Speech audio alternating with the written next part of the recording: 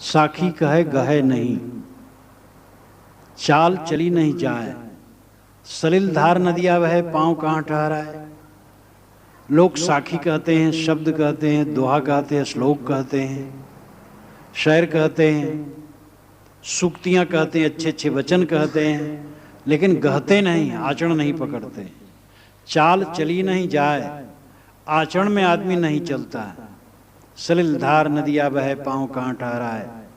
नदी में जोर से पानी बह रहा है, उसमें पांव ठहरता नहीं। हम कहते हैं कुछ, सोचते हैं कुछ और करते हैं कुछ, इसीलिए जीवन में विसंगतियां, जानते हैं कुछ, मानते हैं कुछ, करते हैं कुछ।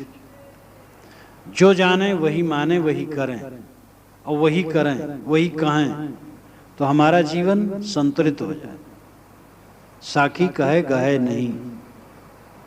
साखी गवाह को कहते हैं, जो गवाह है, गवाही देता है, उसको साक्षी कहते हैं। वो तटस्थ होता, निष्पक्ष होता है। कोई विवाद होता है, जब कचहरी में जाता है तो वादी प्रतिवादी की बातों पर जज निर्णय नहीं देता है, साक्षी बुलाता है, गवाही लेता है। साक्षी माना जाता है, वो तटस्थ है। इसलिए कभी भी साक्षी देने का अवसर हो तो पक्षपात नहीं होना चाहिए, प्रलोभन नहीं होना चाहिए। साक्षी का मतलब है जो तटस्थ रहे। महाराज कृष्ण ने गीता में कहा है, गुणा वर्तंत इत्येव यो अवतिष्ठित नेंगते। गुण गुणों में बरतते हैं, ऐसा जान करके साक्षी के समान स्थित रहे। उदासीन वदासीनो गुणेरियो ना विचाल्यते। उदासीन के समान स्थित रहे, उसे गुण विचलित न कर सके। गुणावर्तन्ति इत्येव, गुण गुणों में बरतते हैं, ऐसा जानकर यो अवतिष्ठित, आत्मा में स्थित रहे। निंगते, चंचल न हो। साक्षी का मतलब ये तटस्थ रहना, निष्पक्ष रहना, निर्विकार रहना, अनुकूल प्रतिकूल, हानि लाभ, सुख दुख, संयोग वियोग में तटस्थ रहना, ये साक्षी रहना है। निर्विकार रहना साक्षी रहना है। जीवन का सच्चा सुख तभी मिल सकता है जब आदमी साक्षी की तरह रहना सीखे। एक तो साखी है दोहा, 13 और 11 मात्राओं का छंद दोहा होता है, उसी को साहब ने साखी कहा। अन्य संतों ने भी, उनके पहले के संतों ने भी साखी कहा, पीछे भी लोगों ने साखी कहा। दोहा को साहब ने साखी कहा। और साखी का अर्थ साक्षी, साक्षी दृष्टा। एक साक्ष्य है और एक साक्षी है।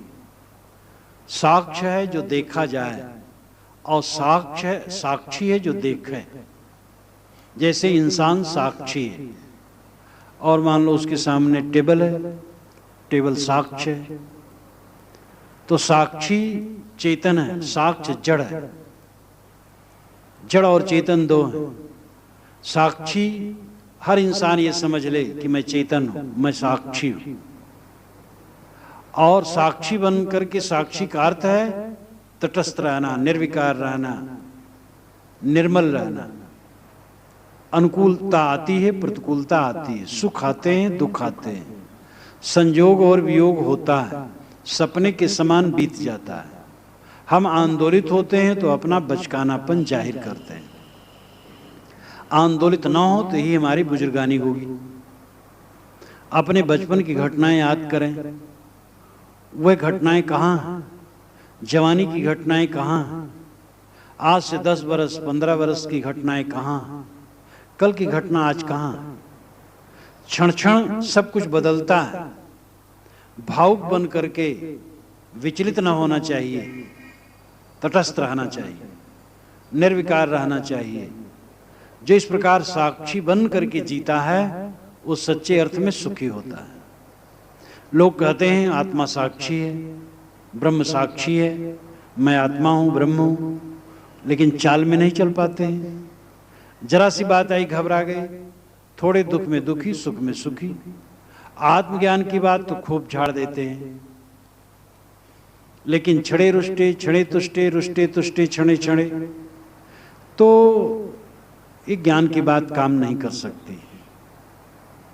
ज्ञान के अनुसार हमारा आचरण होना चाहिए, और आचरण के लिए बारंबार चिंतन मनन की जरूरत होगी, बारंबार उस पर ध्यान देने की जरूरत होगी। जब तक हम चिंतन मनन न करेंगे, ध्यान न करेंगे, उधर ध्यान न देंगे, तब तक काम नहीं बनेगा। ध्यान का मतलब इतने नहीं है कि संकल्पों को रोक देना, केवल ध्यान का मतलब जागरूक होना। जैसे एक व्यक्ति कहता है अपने बच्चे से, बेटा जाओ बाजार से सौदा ले आओ, ध्यान रखना, गाड़ी मोटर का ध्यान रखना। तो ध्यान रखने मतलब क्या? सावधान रहना, जागृत रहना। जो विशेष काल में ध्यान का अभ्यास किया जाता है, उस ध्यान का भी ये फल होना चाहिए कि हम सब समय जागरूक हो। और कुछ काल में तो हम ध्यान में बैठ जाएं, बाकी समय जागरूक न हो, बाकी समय में अन्यथा बोलें, अन्यथा करें, अन्यथा बरतें, अन्यथा सोचें, तो ध्यान नहीं होगा। तो ध्यान सब समय होता है। एक विशेष काल में ध्यान होता है जो एक पावर चार्जिंग है, बैठ करके मन का निग्रह। लेकिन पूरा जीवन ध्यान बन जाना चाहिए। उपनिषद के ऋषि कहते हैं ये पर्वत मानो ध्यान करते हैं, ये पेड़ मानो ध्यान करते हैं, ये बद्दल मानो ध्यान करते हैं। ध्यान से ही कुछ चीज मिलती। जो ध्यान नहीं करता वो किसी दिशा में सफल नहीं होता है। जो ध्यान से नहीं पढ़ेगा वो विद्या उस बच्चे को नहीं आएगी। वैज्ञानिक ध्यान से वस्तु शोधन न करें तो सफल न होगी। ध्यान से हल न चलाया जाए तो खेत अच्छा नहीं जोता जा सकता है। ध्यान से लेख न लिखा जाए तो लेख अच्छा नहीं बनेगा। कोई काम के लिए ध्यान की जरूरत है, जिसमें एकाग्रता होती है। तो हम ध्यान दें अपने कल्याण के लिए। हम कहते तो बहुत अच्छी अच्छी बात है, करते कितना? बहुत लंबी चौड़ी कह देने वाला जरूर गलत है, क्योंकि रहनी का विषय जो होता है उसमें बड़ी बोल नहीं बोली जा सकती है। जब आदमी अपने रहनी को देखेगा तो जो कहने में आता है वो रहने में नहीं आता है। जब प्रयास किया जाता है धीरे धीरे, तब रहनी आती है। इसलिए भड़ाक भड़ाक कोई ज्ञान की बातें बोल रहा है और अपनी डीक बघार रहा है। मैं झूठ नहीं बोल सकता, चाहे 10 लाख रुपया मिले। जो सच्चा बोलने वाला होगा ऐसा नहीं कहेगा, बहुत गंभीर होगा। आजकल नेताओं की घोषणा, कितने नेता होते, कितने मुख्यमंत्री होते, खूब घोषणा करते हैं।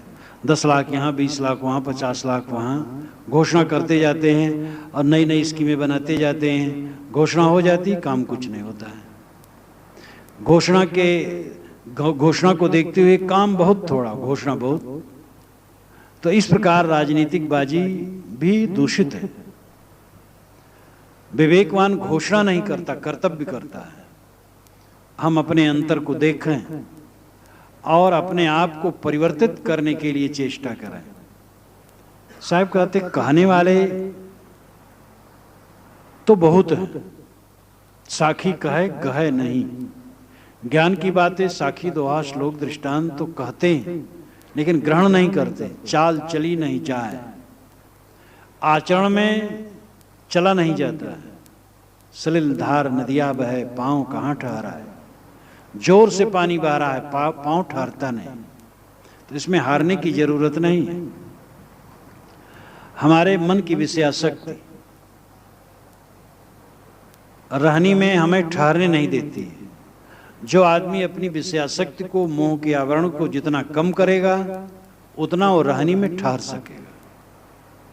पैसे का लोभ हमें विवश करता है और हम पैसे के लिए गलत काम करते हैं।